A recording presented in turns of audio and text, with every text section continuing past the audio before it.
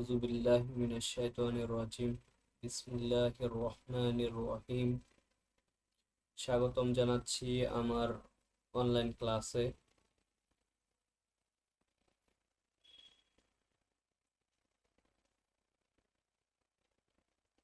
প্রথমে আমি আমার পরিচয় দিয়ে নিচ্ছি। আমার নাম Mohammad Ziaur Rahman, chief instructor electrical technology, Narsingdi institute of science and technology. Mobile number 01688966819। আজকে আজকে আমরা যে অধ্যায়টা শিখতে যাচ্ছি, এই অধ্যায়ের নাম হচ্ছে ম্যাট্রিক্স। এটা ম্যাথমেটিক্স 1 এর দ্বিতীয় অধ্যায়। তো এই অধ্যায়ের মাধ্যমে আমরা কিভাবে সহজ পদ্ধতিতে ম্যাট্রিক্স সমাধান করব এটা আমরা শিখব। তো ম্যাট্রিক্স এবং উম, অধ্যায়ের শুরুতে আমি কিছু কথা বলে নিই। যে গত ক্লাসে আমরা নির্ণায়ক করছিলাম, নির্ণায়ক এবং ম্যাট্রিক্সের মধ্যে বেশ কিছু মিল রয়েছে। যেমন ম্যাট্রিক্সের মধ্যে আমরা কি করতাম, যে নির্ণায়কের মধ্যে যে সারি এবং কলাম সংখ্যা সমান থাকতে হয়েছে, কিন্তু ম্যাট্রিক্সের মধ্যে সারি এবং কলাম সংখ্যা সমান থাকবে না, নাও থাকতে পারে, থাকতেও পারে। কিন্তু নির্ণায়কের মধ্যে কি ছিল, যে সারি সংখ্যা এবং কলাম সংখ্যা সমান থাকছে। এছাড়া ম্যাট্রিক্সের মধ্যে নির্ণায়ক একটা সমাধান করে একটা নির্দিষ্ট সংখ্যা আমরা সমাধান করতে পারতাম, সমাধান পাইতাম। কিন্তু ম্যাট্রিক্সে এটা ম্যাট্রিক্স আকারে রেখে দিতে হয় অনেক সময়। যাই হোক, এগুলো পরের বিষয়। আমরা এখন দেখবো এই অধ্যায়টা কিভাবে আমরা সহজভাবে সমাধান করতে পারি। এই অধ্যায়ের গুরুত্বপূর্ণ কিছু আলোচনা দিয়ে আমি প্রথমে শুরু করতে যাচ্ছি। যে প্রথমে আমাদের জানতে হবে ম্যাট্রিক্সটা কি জিনিস, ম্যাট্রিক্স কি এটা আমাদের জানতে হবে।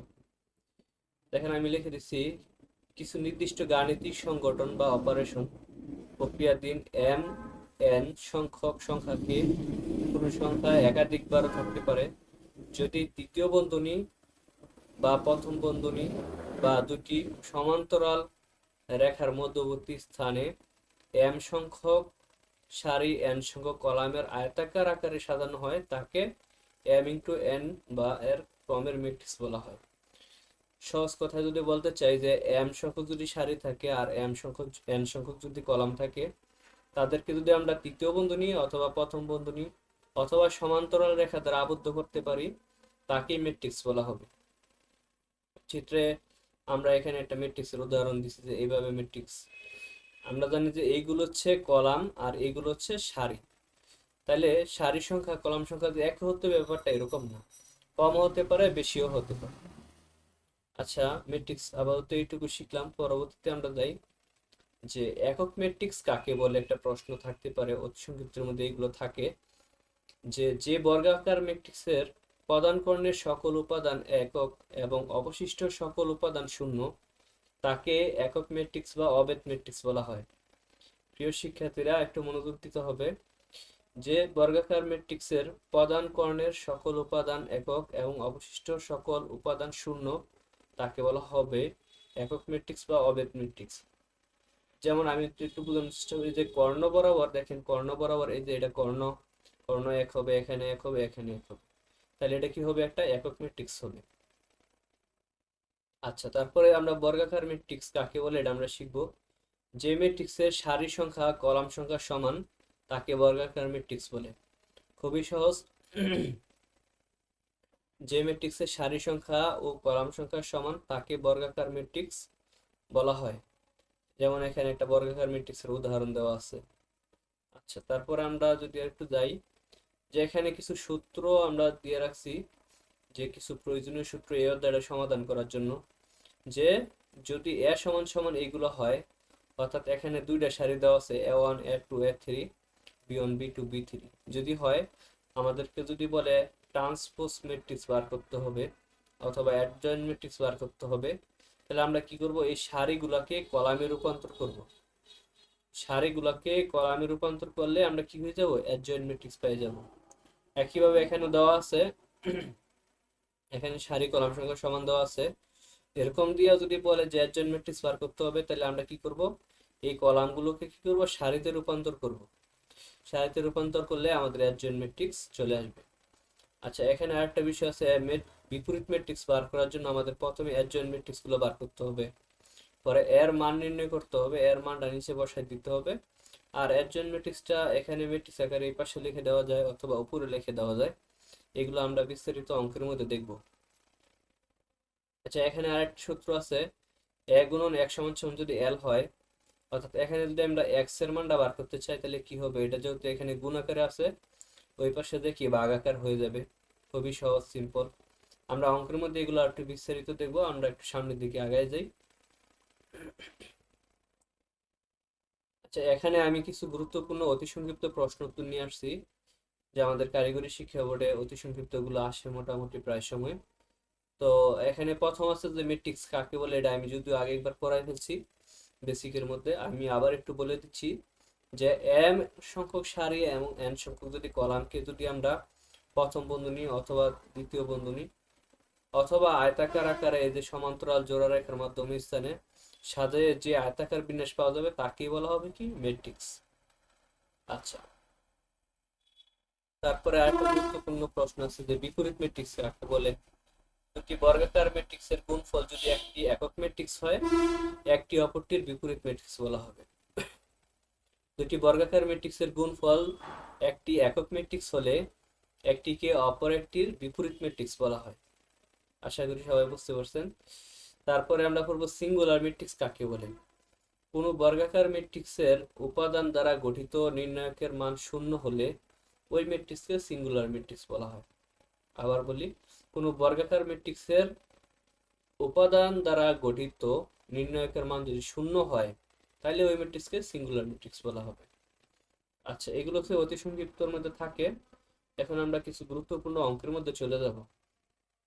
এর আগে আমি একটু বলে নেই যে আমাদের এই ম্যাট্রিক্সের মধ্যে আমাদের দুই টাইপের অঙ্ক সমাধান করতে হবে। একটা হচ্ছে এই যে গুণ আকারে থাকবে এ বি এর মান, এরপরে আবার কিভাবে অ্যাডজয়েন্ট ম্যাট্রিক্স ট্রান্সপোজ ম্যাট্রিক্স বার করতে হয় এগুলো আমরা দেখব। তো দেখেন, একটা অঙ্ক, এটা 2022 সালে পরীক্ষার মধ্যে আসছে। এর মান দেওয়া আছে এবং বি এর মানও দেওয়া আছে। এই টাইপের অঙ্কগুলো অনেক দেওয়া আছে। তো আমি সবগুলো অঙ্ক নিলাম না, যাতে স্লাইড অনেক বড় হয়ে যায়। এই জন্য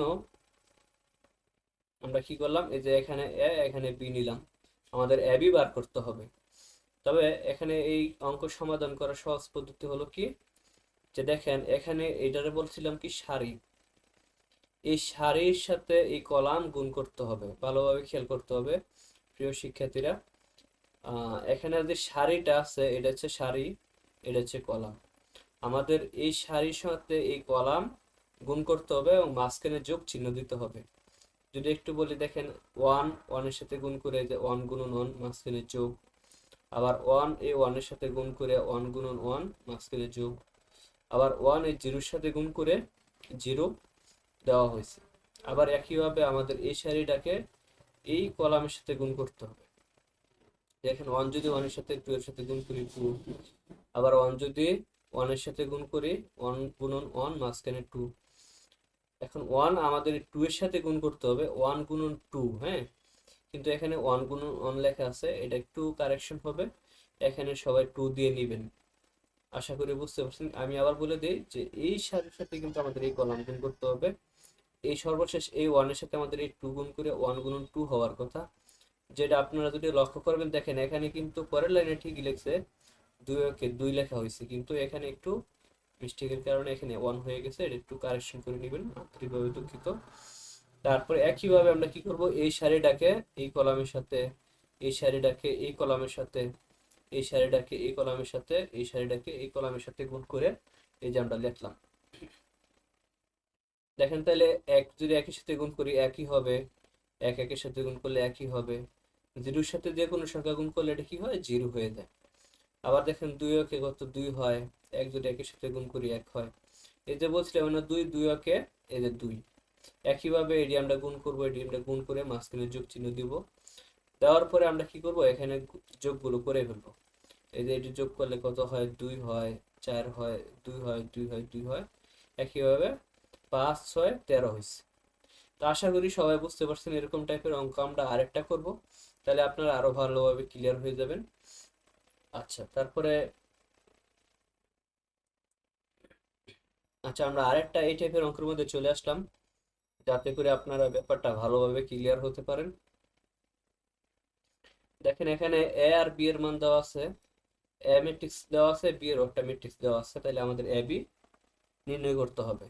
তাহলে এর মান আমরা নিলাম, বি এর মান নিলাম। তাহলে আমি বলছিলাম কি এর আগের অঙ্ক, যে এখানে যে সারি আছে এই কলামের সাথে আমরা কি করতে হবে, গুণ করতে হবে, মাঝখানে প্লাস চিহ্ন দিতে হবে। দেখেন এখানে আছে ওয়ান, ওয়ান যদি ওয়ানের সাথে গুণ করি, এই যে ওয়ান গুণন ওয়ান প্লাস টু গুণ হবে ওয়ানের সাথে দুই গুণন এক, এন থ্রি গুণ হবে জিরোর সাথে থ্রি গুণন জিরো, আবার ওয়ান গুণ করতে হবে এটার সাথে,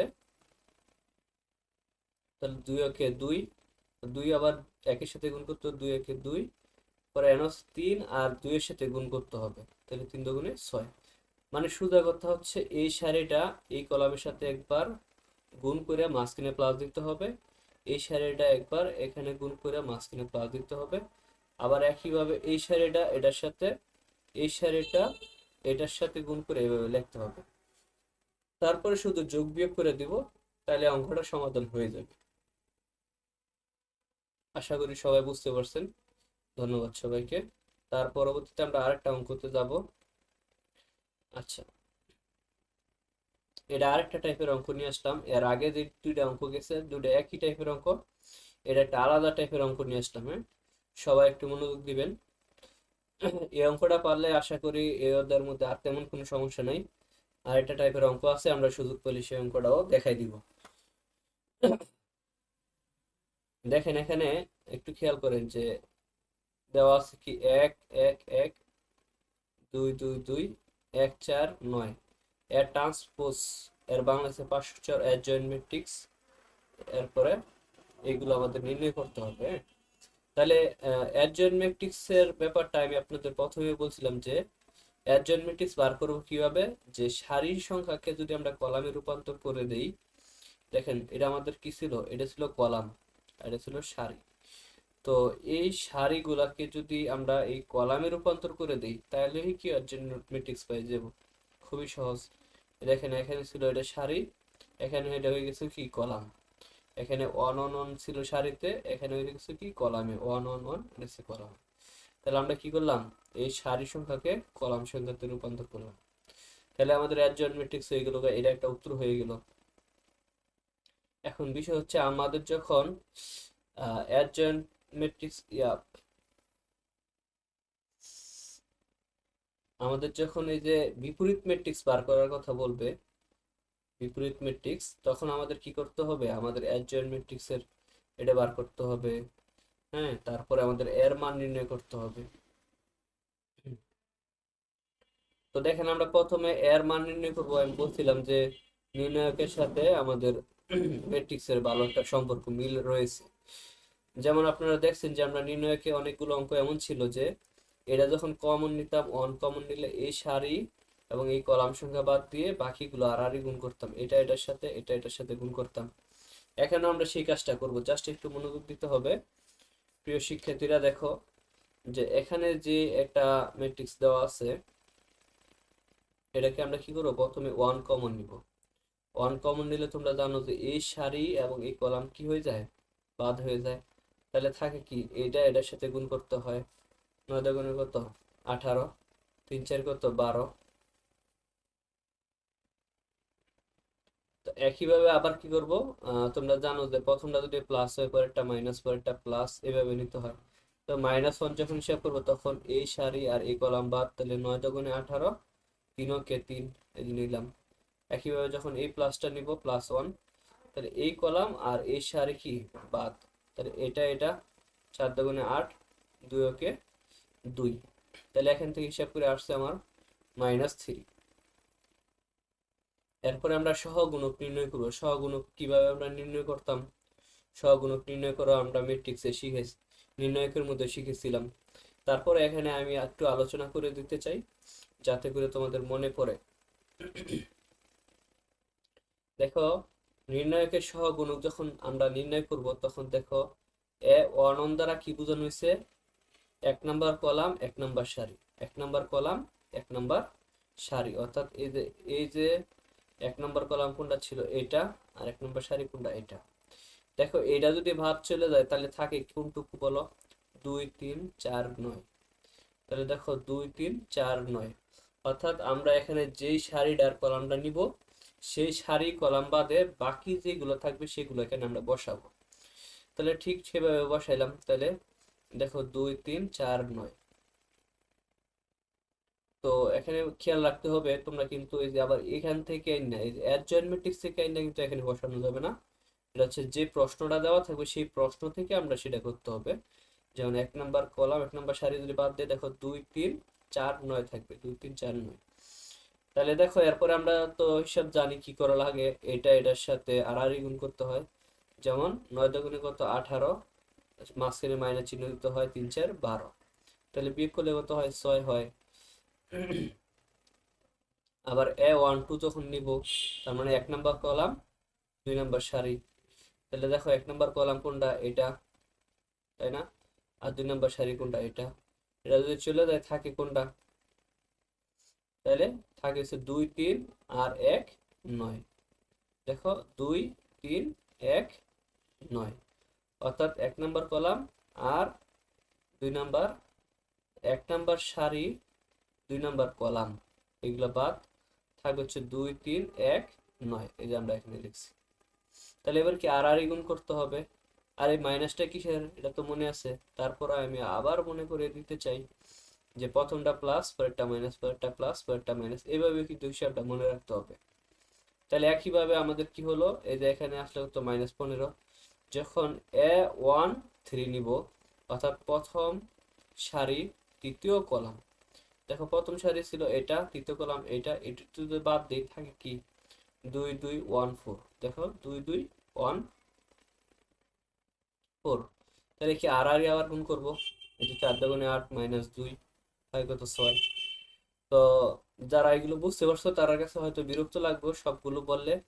তো তোমরা বুঝে দেখো যে যখন আমাদের A21 নিব তখন আমাদের 2 নাম্বার কলাম 1 নাম্বার সারি বাদ দিব, একইভাবে 2 নাম্বার কলাম 2 নাম্বার সারি বাদ দিয়ে বাকিগুলো লিখে আর গুণ করব। জাস্ট আর গুণ করে এই উপাদান দ্বারা অবস্থান ক্রম অনুসারে সহগ দ্বারা গঠিত ম্যাট্রিক্স, অর্থাৎ এই যে আমরা A1 A12 এটা দ্বারা যে ম্যাট্রিক্স গুলো বার করলাম এইগুলোকে জাস্ট আমরা কি করব সাজাইতে হবে, সহগুণক দ্বারা একটা ম্যাট্রিক্স সাজাইতে হবে। তো সাজানোর পরে এই ম্যাট্রিক্স দ্বারা যখন দেখো এটা হচ্ছে কি সারি, এই সারিটাকে যখন আমরা কলামে রূপান্তর করব তখনই কি পাবো, অ্যাডজয়েন্ট ম্যাট্রিক্সটা পেয়ে যাবো। অ্যাডজয়েন্ট ম্যাট্রিক্সটা পাবো কখন, যখন এই সারিগুলোরে আমরা কলামে রূপান্তর করব তখনই কি পাবো, অ্যাডজয়েন্ট ম্যাট্রিক্স পাবো। তো আমরা যখন ইনভার্স ম্যাট্রিক্স বা বিপরীত ম্যাট্রিক্স বার করব তখন অ্যাডজয়েন্ট ম্যাট্রিক্স ভাগ কি এ। তাহলে অ্যাডজয়েন্ট ম্যাট্রিক্স এর মানগুলো হচ্ছে এইগুলো আছে। আর এর মান কত বলতো, আমরা পাইছি -3। তো -3 কে 1/3 লিখতে পারবো, কারণ যেহেতু এটা বাই আকারে আছে। আর সামনে কি মাইনাসটা দিয়ে দিব। তো উত্তরটা যদি কেউ এখানে রেখে দাও তাও হবে। আর কেউ যদি মনে করো যে এই এই যে 3 আছে এখানে, -3 দ্বারা আমি সবগুলোর আস্তে আস্তে একটা একটা করে ভাগ করে পরে এইভাবে লিখবো, এভাবে লিখতে পারো, কোনো সমস্যা নেই। আশা করি অঙ্কটা বুঝতে পারছো। আর যারা বুঝতে পারো নাই আমার মোবাইল নাম্বার দেওয়া আছে, হ্যাঁ, তারা আমার সাথে যোগাযোগ করবে, ইনশাল্লাহ আমি বুঝে দেওয়ার চেষ্টা করব। এই অঙ্কগুলো ফাইনাল পরীক্ষায় খুব আসে, এদের যদি বোর্ড দেখো অনেক সালে আসছে, সর্বশেষ পরীক্ষা তো আসছে 21 সালে আসছে, 20 সালে আসছে। আচ্ছা, তারপরে আমরা আরেকটা অঙ্কতে চলে যাব। আচ্ছা, একইভাবে এখানে আমাদের কি করতে বলছে যে অ্যাডজয়েন্ট ম্যাট্রিক্স আমাদের বার করতে হবে। আচ্ছা, অ্যাডজয়েন্ট ম্যাট্রিক্স বার করার জন্য আমরা কি বলছিলাম, এর আগে বলছিলাম যে আমাদের সহগ গুণকগুলো বার করতে হবে। জাস্ট এইমাত্র আরেকটা অঙ্ক যেটা যেটা সমাধান এইমাত্র করলাম, জাস্ট সেটার মতোই এখানে আরেকটা অঙ্ক আমাদের সমাধান করতে হবে। এটা গত 21 22 এবং 23 সাল যে পরীক্ষা গেছে ওইগুলোতে আসছে। তো এগুলো প্রায় সবগুলো একই নিয়ম। একটা অঙ্ক যারা পারবে বাকি অঙ্কগুলো তারা এমনি এমনি পারবে। তো দেখো দেওয়া আছে এগুলা। প্রথমে আমরা কি করব, এই যে এ সহগ গুণক বার করব। এ সহগ গুণক বার করার জন্য আমি বলছিলাম কি প্রথমে A1 নিতে হবে, অর্থাৎ 1 নাম্বার কলাম 1 নাম্বার সারি বাদ দিয়ে দিতে হবে। 1 নাম্বার কলাম 1 নাম্বার সারি বাদ দিলে দেখো 3 5 5 12 থাকে, 3 5 5 12। এবার কি আর গুণ করতে হয়, এই যে 3 × 36, 5×5 = 25, এই যে 11 হয়। তো আবার যখন A12 নিব, এর আগে কিন্তু মাইনাস চিহ্নটা দিয়ে নিতে হবে প্রিয় শিক্ষার্থীরা, ভালো করে একটু মাথায় রাখতে হবে। আমাদের যখন এই অঙ্কটা সমাধান করব, প্রথমেরটা প্লাস হবে, পরেরটা মাইনাস হবে, পরেরটা প্লাস হবে, এভাবে কিন্তু চলতে থাকবে। তো দেখো A12 মানে হচ্ছে 1 নাম্বার সারি 2 নাম্বার কলাম, 1 নাম্বার সারি কোনটা এটা, আর 2 নাম্বার কলাম কোনটা এটা। এটা যদি বাদ দিয়ে থাকে দেখো 1 5 1 12, এই যে 1 5 1 12 সাথে মাইনাস চিহ্নটা দিয়ে এবার আর গুণ করব, 12 কে 12, 5 কে 5, হিসাব করলে -7 হবে। আবার A13 যখন হিসাব করব তখন কি হবে, 1 নাম্বার সারি 3 নাম্বার কলাম বাদ থাকবে, তাহলে থাকবে কি 1 3 1 5, ওই দেখো 1 3 1 5, আর গুণ করে দিব, গুণ করে দিয়ে বিয়োগ করে যে সংখ্যাটা থাকবে এটা থাকবে। তাহলে একটা যেহেতু বুঝছো, বাকিগুলো একইভাবে, বাকিগুলো এখানে আমাদের যেভাবে আছে একইভাবে আমরা বাকিগুলো সমাধান করব। সমাধান করার পরে আমরা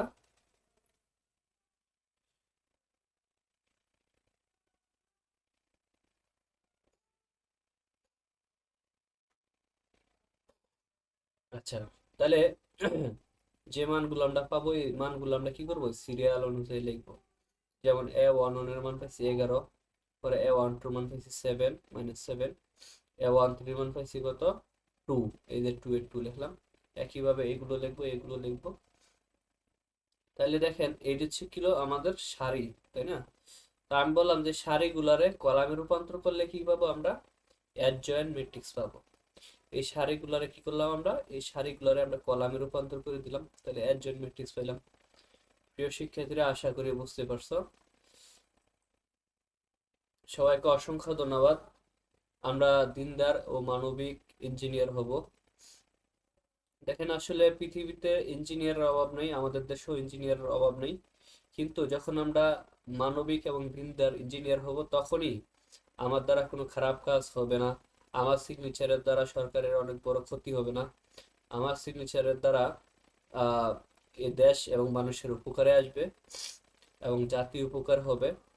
এজন্য আমার দেশ উন্নত হবে। এজন্য আসেন আমরা সবাই দিনদার এবং মানবিক ইঞ্জিনিয়ার হই। সবাইকে অসংখ্য ধন্যবাদ জানিয়ে এখানে আজকের ক্লাসটি শেষ করতে যাচ্ছি। ক্লাসটি যদি ভালো লাগে দয়া ক্লাসটি যদি ভালো লাগে তাহলে শেয়ার দিয়েন। ধন্যবাদ সবাইকে। আসসালামু আলাইকুম।